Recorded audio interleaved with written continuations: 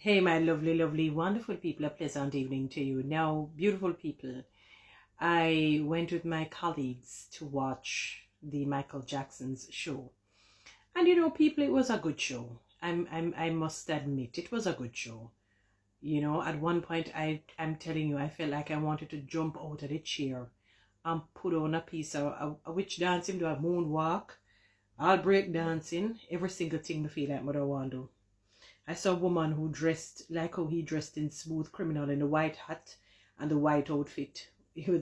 I said to myself, it was a really high motivational show. If you really dissected it, if you really just be in tune with it and try to embody the movie until it is over the moon, over the top, but it was good. It was a good show. I would say that. It was a good show. I would encourage people who have not gone to watch it to go and watch it. I didn't know the fellow was really such a perfectionist and as really horrible and terrible as his father was. And you'll see, it is still courtesy of him when you think of it.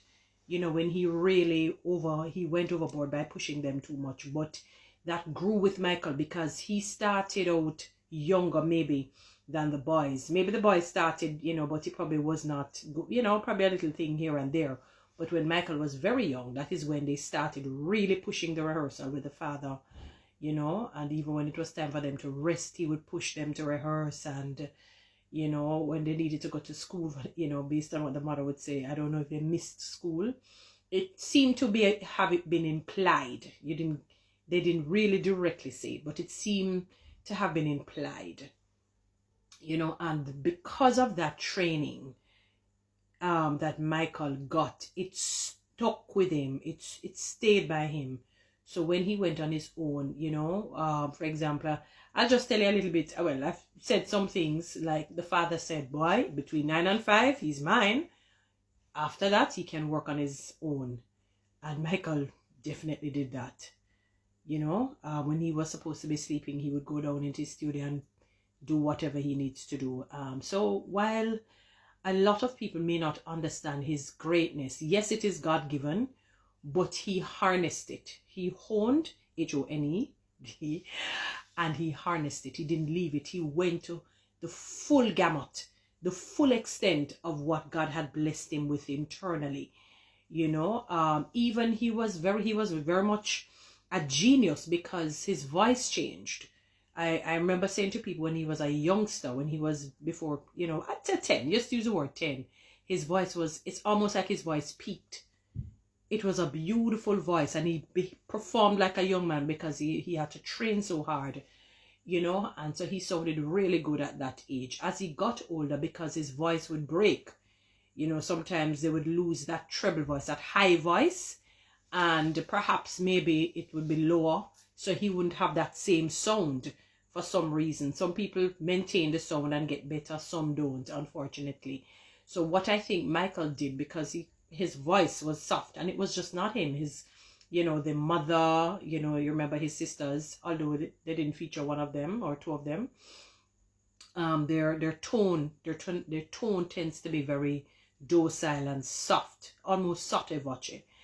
And so Michael, realizing that his voice changed, he wouldn't have that high treble voice like when he was 10. He just decided he said that he has a new sound. I guess he tested out his voice, and when he tested it out, he said, you know what, I like this sound. I like this sound, so I'm going to write songs in tandem with the sound. So he would have sung songs in tandem with the sound, that fit the sound. And it was just awe-inspiring. So I was motivated. I'm not going to lie. I'm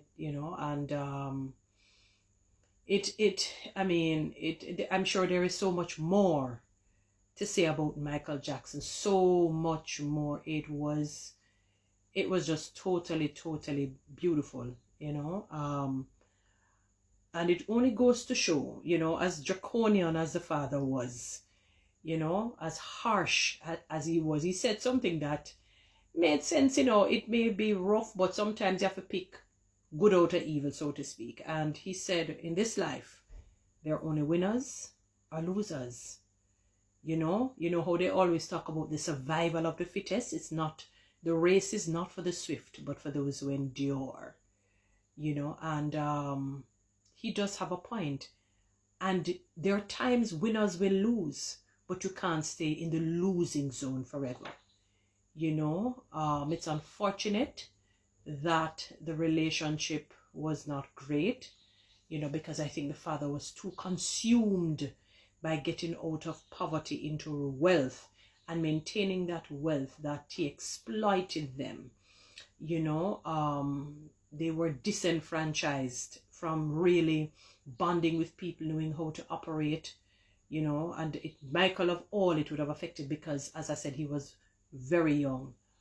There are moments that you said, wow, this is just so sad. When you're watching the movie, it was just, like I said, wow, this is such a sad occasion. That part is a sad occasion. This part is great. And people, I remember when I was younger, I used to see how people fawn and fainted over him. And boy, when you really saw it again at this juncture, you said, oh my God, you will never have anybody, I doubt it, in this life would ever get that level of fame. Not just fame, how people would fawn, men and women, predominantly women, of course, but when you saw them, like they're losing their minds, they were so enamored and engulfed in him. It's almost like their souls were intertwined, the way how they were behaving. One woman, they were showing how she fainted and they had to carry her somewhere around the back, because they were, oh my God, like they were in a trance. They were in a trance. And I said to myself, wow, he said, oh my God, and I remember some years ago, I was watching one of Michael Jackson's performances, and he had this little, the blade section of the helicopter, like they created something where he could put, like, whatever the thing that could lift you off. He had to do that. He could not take the chance to even go anywhere near the crowd. They would swoon in on him. They would come. Oh my goodness. I never forgot seeing that as a youngster. I'm like, O-M and a whole heap of G. They should have probably showed a snippet of that. That wasn't there. That's why I'm able to tell you that part of it.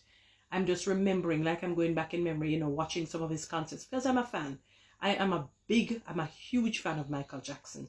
He's one of my favorite entertainers in the world, and I'm sure many, many people, there's none like him.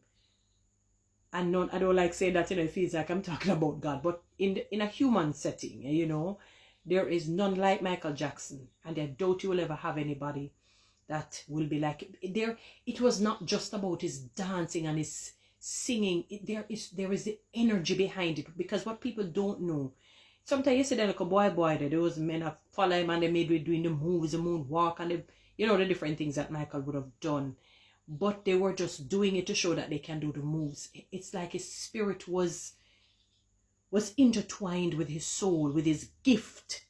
So there was an energy that you felt with him when you watch him perform.